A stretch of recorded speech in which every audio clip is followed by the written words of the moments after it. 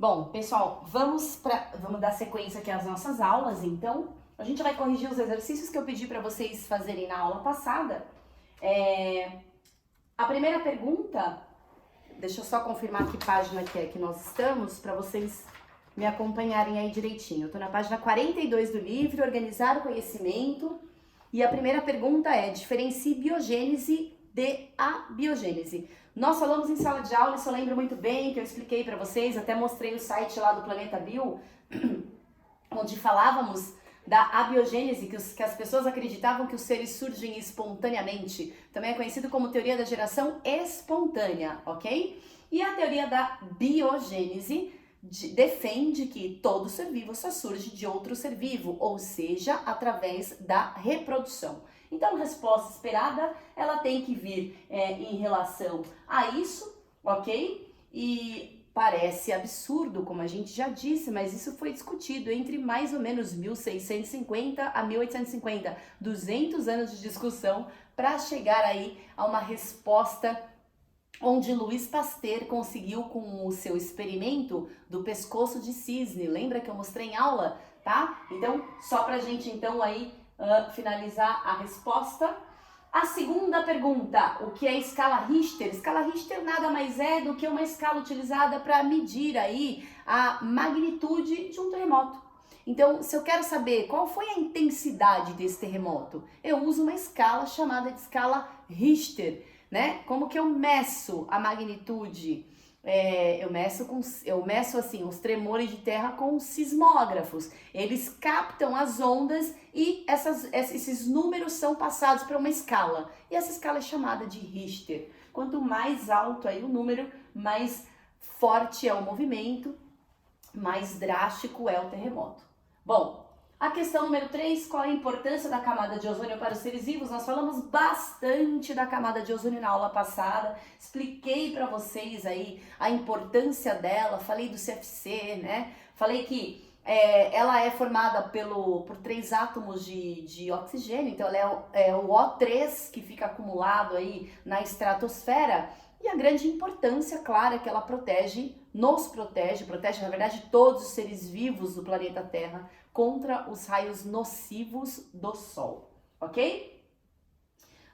A questão número 4 é uma questão para a gente analisar. Durante a Idade Média, muitas pessoas acreditavam que as salamandras surgiam do fogo. Essa crença teve origem porque esses animais eram frequentemente vistos saindo de madeira em chamas das fogueiras. Pessoal, é claro que as salamandras, elas não surgiam do fogo, né? Elas vêm da reprodução, a gente sabe disso. Só que as coitadinhas das salamandras, elas viviam no meio de gravetos, no meio, então, aí dessas madeiras. E quando as pessoas colocavam fogo nessas madeiras para se aquecer e tal, na Idade Média, as salamandras saíam correndo, porque elas iam morrer, né? Então, na verdade, a explicação ela tem que vir baseada aí nisso. Basicamente é essa resposta. Olha lá, a salamandra se escondia entre os gravetos, né? Então, na verdade, ela só fugia ali. Quando ela sentiu o calor, ela corria, tá bom? Então, a resposta esperada é essa, que a gente tem que colocar aí na questão 4. A questão 5 vai falar um pouquinho sobre as placas litosféricas ou placas tectônicas, como eu falo, sou das antigas. Os mapas a seguir mostram as regiões onde ocorrem mais terremotos no planeta e as linhas das placas tectônicas. É possível estabelecer alguma relação entre eles? Explique sua resposta. A gente vai ter que, na verdade, analisar a primeira imagem com a segunda, né? Então, deixa eu olhar a segunda imagem lá embaixo. Então, ó, aqui eu tenho o desenho das placas tectônicas, tem aquela setinha que estava no livro, que fala de afastamento, de colisão e de deslizamento, né, que são as áreas aí. E aqui ele fala de atividades sísmicas.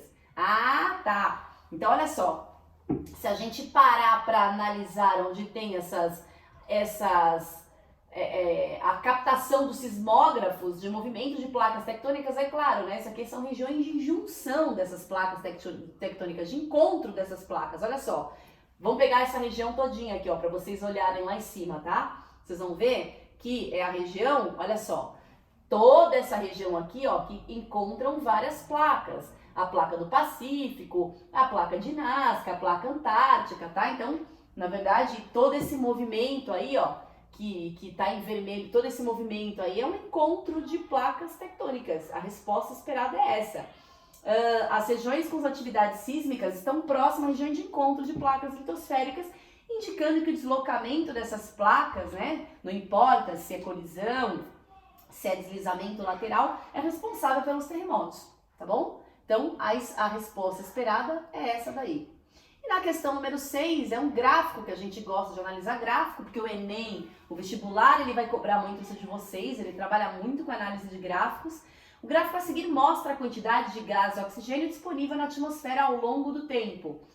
Quando os organismos que produzem esse gás surgiram na Terra. Então, aqui, ó, desse lado, ele fala pra gente do percentual de oxigênio na Terra. Então, era 0, passou para 10 e passou para 20%, ok? Então, não tinha e de repente veio aí próximo a 20%. E aqui ele fala do tempo, em bilhões de anos. Então, 4,6 bilhões de anos é quando a Terra surgiu, já disse para vocês, né? É a idade aproximada da Terra. 3,6 bilhões de anos, 2,6, 1,6, 0,6. Então, se a gente for parar para pôr aí, ó, que os seres vivos o primeiro ser vivo surgiu mais ou menos há 3 bilhões de anos, tá mais ou menos aqui. Aí lembra que eu falei para vocês que fazia quimiossíntese? Então não tinha oxigênio ainda. Tinha o ser vivo, estava fazendo processo de quimiossíntese, ele degradava aí, ele quebrava as ligações de sulfeto de hidrogênio e a partir daí ele tinha então aí uma energia para ele sobreviver. Começou a liberar então na atmosfera o gás carbônico através desse processo. O gás carbônico sendo liberado, então, claro que depois vieram aí os seres que faziam fermentação antes disso, né? Então ele fazia um processo de quimiossíntese, depois ele fazia um processo de fermentação, então ele começou a liberar aí na atmosfera substâncias que os seres vivos que faziam fermentação podiam captar essas substâncias. E aí sim, esses seres vivos que faziam fermentação começaram a liberar então o gás carbônico. O processo de fermentação liberando o gás carbônico, então, começou então a ficar com a atmosfera cheia de gás carbônico. E aí vieram alguns seres vivos fotossintetizantes que então pegavam esse gás carbônico e liberavam para a atmosfera o gás e o oxigênio. Então olha todo o processo, como demorou para a gente poder ter oxigênio no planeta Terra, né? Bom, o que o gráfico está pedindo então para a gente poder analisar? Quando os organismos que produzem esse gás surgiram na Terra? Bom, é óbvio que é quando começa a aparecer oxigênio na Terra. E o oxigênio na Terra começou a aparecer mais ou menos aqui, ó, nessa época, tá? Como não tem uma escala do gráfico, eu colocaria aí em torno de 1,8 mais ou menos, mas para quem não quiser arriscar, pode pôr 1,6, não tem problema, tá? As duas respostas são esperadas e corretas. Então, a partir de mais ou menos 1,8 bilhões de anos, 1,6 bilhões de anos, esses seres começaram a surgir no planeta Terra, ok? Resposta é a resposta do livro, mas eu também aceitaria 1,8, tá? Não tá errado não, se a gente for fazer uma análise ali de interpretação de gráfico, um número aproximado, ok? Bom, então, esse aqui eu não pedi, a gente vai agora dar continuidade aí para os nossos estudos. Deixa eu só ir um pouquinho para frente. Eu vou vir aqui no sumário e vou lá na nossa unidade 2. Hoje a gente começa a falar um pouquinho sobre evolucionismo. É um assunto muito legal. A gente começa a falar de Charles Darwin, de Lamarck, a gente fala de William Wallace, né? Bom, o que a gente vai falar um pouquinho então? Nessa unidade 2 a gente fala sobre a introdução à evolução dos seres vivos, a gente vai questionar algumas coisas com vocês sobre o evolucionismo, e quando a gente fala de evolucionismo a gente não pode deixar de pensar em Charles Darwin. Ele é o pai da evolução, ele sofreu muito bullying na época que ele viveu, né, porque ele na verdade, ele foi, vou contar rapidamente a história dele, que eu acho a história dele, eu vejo assim, muitos alunos com a história do Darwin, né? É muito engraçado isso, porque o Darwin, a mãe dele morreu muito cedo, então ele foi educado pelas irmãs, né? Naquela época a escola era de difícil acesso. E aí, depois que ele atingiu uma certa idade, ele foi para a escola. E na escola a diretora chamou o pai e falou, olha, seu filho só fica olhando para os animais, só fica olhando para a parede, não quer saber de nada com nada, só fica querendo caçar bichinhos, né? Não se interessa pelos estudos. E aí o pai foi e tirou ele da escola e falou, olha, você vai ser uma vergonha para a família, porque você não se interessa por nada, como é que pode, não, né? Bom, deu uma bronca nele e, enfim, humilhou o Darwin. E aí, depois que o Darwin, quando ele virou moço, o pai forçou o Darwin a ir para uma faculdade de medicina. Não, você vai ter que ser alguém na vida, vai ser médico, né? Que a grande profissão da época era, a gente tá falando de 1800 e pouco, né? Então ele foi estudar medicina. E ele ficou 2 anos na faculdade de medicina, ele odiava estudar medicina. E quando ele estava no 2º ano, ele teve que assistir uma aula de cirurgia, onde naquela época não existia anestesia, né, galera? Então, ele teve que assistir uma aula de cirurgia a sangue frio. E ele saiu da aula para vomitar, porque ele passou mal. Ele falou, gente, o que é isso? Nossa, isso é terrorismo que fazem e tal. E aí ele abandonou a faculdade de medicina e o pai abandonou ele de vez, né? E ele falou, quer saber? Eu gosto de observar, eu gosto de ver os animais, é isso que eu quero fazer. Eu gosto de ver fósseis, eu vou atrás disso. Não quero mais saber o que meu pai vai falar. E aí ele casou com uma moça, teve alguns filhos e tal. E ele construiu um navio, que ele chamou, um barco, né? Um barco, que ele chamou de Beagle. E ele entrou nesse barquinho dele e começou a fazer uma expedição ao redor do mundo. Ele falou, bom, vamos ver, eu quero parar em alguns lugares, eu quero ver como é que as coisas são, como que é aqui onde eu vivo, como é na América, onde... né, que tá do outro lado, que ele era da Inglaterra, né? Como que é na Austrália, então ele foi indo, ele foi parando em alguns, ele visitou vários continentes, ele foi parando em alguns países e observando. Ele ficou 2 anos viajando, direto, dentro do barquinho dele, né? E ele veio inclusive para o Brasil. Infelizmente ele foi picado por um barbeiro, né, aqui no Brasil, pegou doença de Chagas e foi disso que ele morreu com 57, 58 anos. Tá? Com essa historinha do Darwin. E na época, quando ele voltou com as informações, ele tinha um rapaz, o Wallace, Alfred, né? O Wallace, ele acabou sabendo, ele soube dessa expedição do Darwin e ele ficou sabendo que tudo que o Darwin observou durante essas expedições dele de 2 anos, ele também tinha observado com plantas. E aí ele falou assim, poxa vida, se as plantas se comportam como os animais, então o que ele está falando faz sentido. E aí ele mandou todos os trabalhos dele que ele tinha escrito pro Darwin. O Darwin, quando ele leu aquilo, ele falou, nossa, cara, tudo que eu estudei durante os 22 anos tá de acordo com o que esse Wallace tá falando aqui das plantas. Então, realmente... existe uma seleção da natureza, né? Então, e ele começou a criar alguns conceitos, que é o que a gente vai ver na aula de hoje, tá? Então, só para vocês saberem aí que às vezes não é fácil, às vezes a gente sofre algumas derrotas, enfim, algumas pessoas nos colocam para baixo e tal, só que Darwin é simplesmente o pai da evolução, só isso, né? Se não fosse ele, a gente não estaria dando essa aula para vocês hoje, então... Vamos dar valor aí, às vezes, às coisas que as pessoas colocam, questionam, tá? Bom, seleção natural. Primeiro eu vou falar um pouquinho para vocês, a parte da ciência que estuda esse capítulo aí de Darwin é chamado de evolução biológica. Então a gente fala de evolucionismo. Evolucionismo, a gente fala que as coisas evoluem, né? Só que elas evoluem de uma forma natural.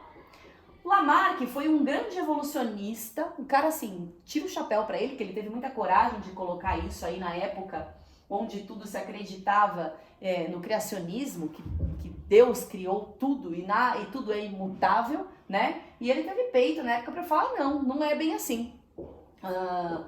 Eu acredito que as coisas elas evoluem sim e que não foram criadas por Deus, né? Não é que Deus fez, as coisas elas se mudam e aqui no planeta Terra e novas espécies se formam. Ele estava errado por alguns motivos. Claro que ele estava certo em relação ao evolucionismo, errado por alguns motivos, a gente vai dar exemplo para vocês. E ele tentava explicar esse pensamento dele do evolucionismo, que ficou conhecido como lamarquismo, de duas formas. Uma chamava de lei de uso e desuso, que ele falava o quê? Bom, se você tem aquilo e você, por exemplo, um órgão, né? E você usar aquilo, você vai permanecer com aquilo o resto da sua vida e vai passar para os seus descendentes. Agora, se você não usar, aquilo regride e some da sua vida. A gente sabe que não é bem assim hoje, né? As coisas, elas demoram milhões de anos, às vezes, para acontecer, e a gente precisa ter genes, que nessa época não se sabia disso. Pra vocês terem uma ideia, o pai aí da genética, que é o Mendel, ele vem com o discurso dele da genética, dos fatores hereditários, mais ou menos em 1850. A gente está falando aí de 1800, mais ou menos, 1802, quando ele veio com essa ideia. Então, ninguém tinha ideia de genética. E outra coisa que ele falava, que era a lei da transmissão dos caracteres adquiridos. Ou seja, se eu tenho uma coisa, essa coisa vai ser transmitida para os meus descendentes. Então, o que ele estava errado nesse ponto? Ele falava, por exemplo, assim, um fisiculturista, se ele usa muito o músculo dele exercita, fica grande. Então aquilo, ele vai ter um filho também que vai nascer musculoso, né? Então o bebê vai nascer musculoso. E a gente sabe que não é verdade, né? Então, claro que a gente fala aí, a gente respeita muito o Lamarck, só que infelizmente ele estava errado nesses dois princípios básicos aí que ele usava, que é a lei do uso e desuso e a lei dos caracteres adquiridos, tá?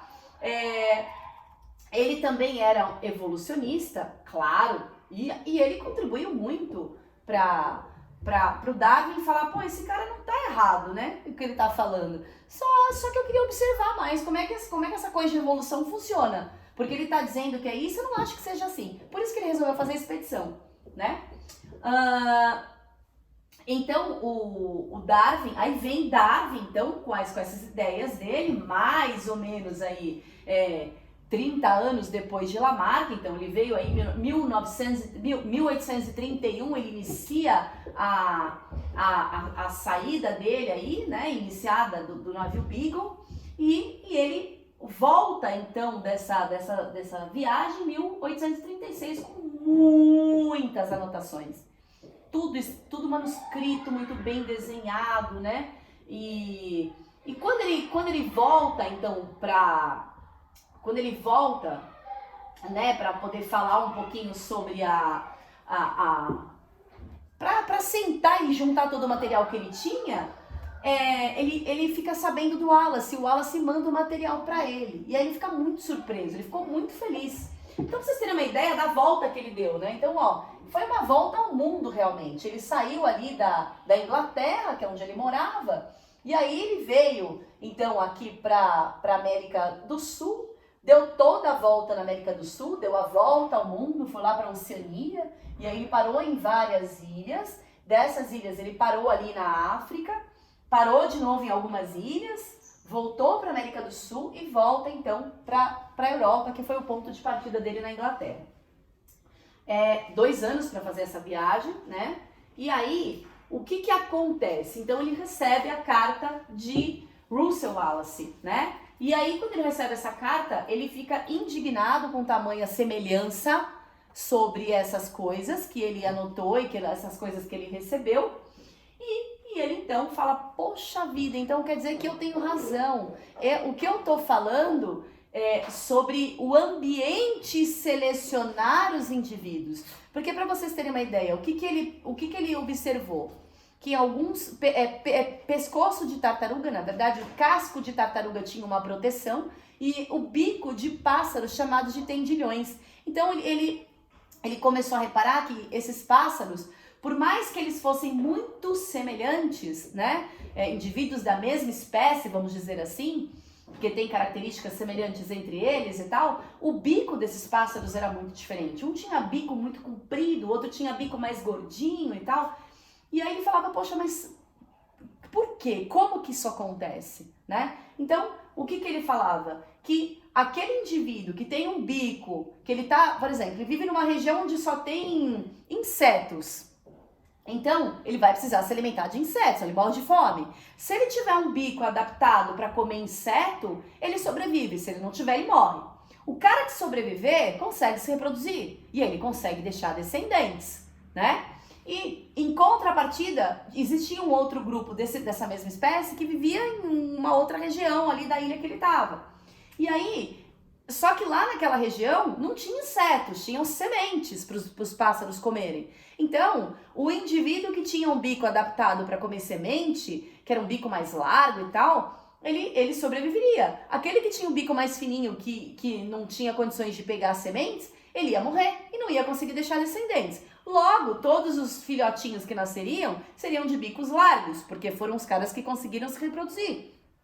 Isso é chamado de seleção natural, né? Que é o próximo assunto aqui que a gente fala, que é quando o ambiente seleciona os caras mais adaptados, indivíduos mais adaptados ali a sobreviverem naquelas condições. Então, não adianta eu falar assim, ó, eu tinha um cachorrinho com pelo e um cachorrinho sem pelo, né? Aí, o cachorrinho sem pelo criou pelo e ficou todo mundo com pelo. Não, na verdade não. O cachorrinho sem pelo provavelmente morreu e não deixou descendente. O cachorrinho com pelo sobreviveu, procriou e agora só temos, então, indivíduos com pelos. Uma coisa bem clássica, que eu gosto de colocar em prova também, o vestibular adora perguntar pra gente, é sobre o pescoço das girafas. Isso é muito clássico no evolucionismo, né? Tem o pensamento lamarquista e o pensamento darwinista. Então, na verdade, assim, ó, é fato que na Terra existiam girafas de pescoço curto e de pescoço longo. É fato. Beleza? Ok. Bom, Darwin... Lamarck, vou falar de Lamarck primeiro, tá? Que ele veio antes de Darwin, com a ideia do evolucionismo. O Lamarck dizia o seguinte, que as girafas de pescoço curto, de tanto elas pularem, de tanto elas usarem o pescoço, então olha a lei do uso e do desuso, de tanto elas esticarem o pescoço para comer a árvore que subiu devido às movimentações de placas tectônicas e colisões delas e formaram aí as cadeias de montanha, e formaram aí as cadeias de montanha e o alimento ficou lá em cima, de tanto elas usarem e forçar esse pescoço, elas acabaram ficando de pescoço comprido. E todos os filhotes nasceram de pescoço comprido a partir daí. Bom, eu não sei o que aconteceu, galera, mas a aula tá acabando, então eu vou terminar de gravar aqui pra vocês, tá? Vou chegar um pouquinho pra aí. Bom, e aí o Darwin, ele dizia... Essa era a ideia do Lamarck, tá? Lamarquista. Então, de tanto usar o pescoço esticou, tá? Galera, não dá tempo, né? A girafa teria morrido de fome. O pescoço não vai esticar em 5 dias, ok? Então não dá tempo do pescoço esticar, por isso que a gente fala que ele estava errado. Ele não estava errado em pensar que ela evoluiu, só que não foi do jeito que ele propôs. O que o Darwin dizia? Que existiam girafas de pescoço comprido e pescoço curto. As girafas de pescoço curto, conforme o alimento foi subindo por alguma transformação que ocorreu no planeta Terra, essas girafas, elas não conseguiram mais se alimentar. Logo, elas morreram. Só conseguiram se alimentar as girafas de pescoço comprido. Logo, essas girafas continuaram se reproduzindo e todos os filhotes nasceram, então, de pescoço comprido. Ah, professora, mas pode ser que nasciam girafas de pescoço curto? Claro que pode e deve ter nascido. O que aconteceu com elas? Não conseguiam comer, morriam, não deixavam descendentes. E a partir daí, então, todos os genes foram passados somente para terem pescoço comprido. E aí a população de girafas hoje é só de pescoço comprido. Entenderam, galera, a diferença do lamarquismo e do darwinismo? É muito importante a gente ter esse conceito, né? Porque o vestibular gosta muito de cobrar isso de vocês, ok? Outro exemplo aí de seleção natural que o livro traz, que é bem básico, né? São alguns besouros. Então aqui ele coloca um besouro marronzinho e um besouro verde. O que é mais fácil da gente enxergar, né? O besouro verde, porque o marronzinho tá meio que escondido aí, né? Que é o nosso próximo assunto. Se ele tá meio escondido, a garça que se alimenta desses besouros, por exemplo, ela vai enxergar o cara que se destaca mais. Logo, esses caras aqui vão ser eliminados com uma frequência muito maior. E aí vão sobrar mais besouros marronzinhos, lá, que ele chama de vermelho alaranjado. E é claro que se vai sobrar mais vermelho alaranjado, são eles que vão deixar mais descendentes. Por isso que a população deles acaba explodindo e os outros acabam sendo eliminados, acabam sumindo, certo? Por quê? Porque é uma forma dele se esconder no meio ambiente e se proteger do predador, né? Esse pensamento, então, ele evolucionista, tem um videozinho aqui, deixa eu ver quanto tempo nós temos aqui de videozinho. Geralmente eles são rápidos.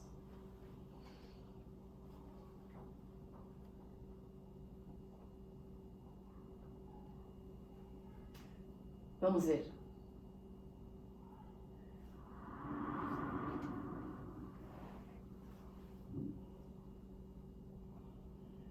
A diversidade dos organismos da Terra sempre chamou a atenção do ser humano. Ao longo da história, foram desenvolvidas várias hipóteses para explicá-la.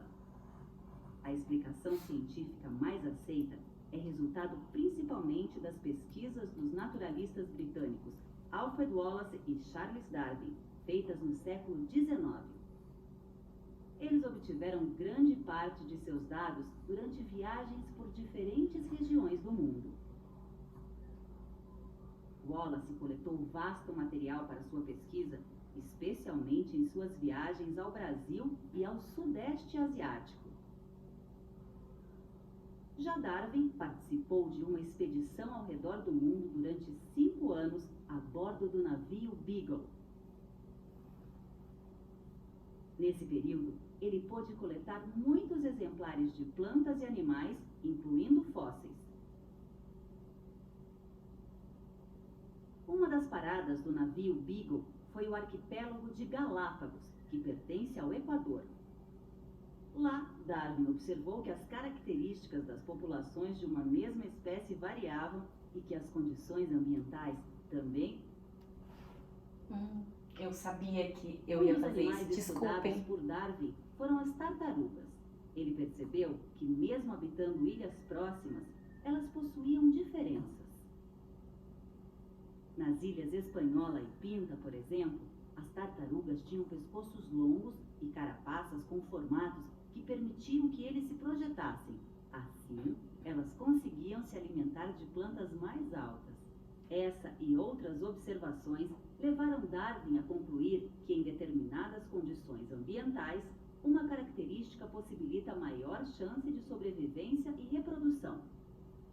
Dessa forma, os indivíduos que apresentam características mais adaptadas ao ambiente têm mais chances de sobreviver e gerar descendentes. Darwin chamou essa seleção condicionada pelo ambiente de seleção natural. Um exemplo é a seleção de indivíduos com pescoços longos.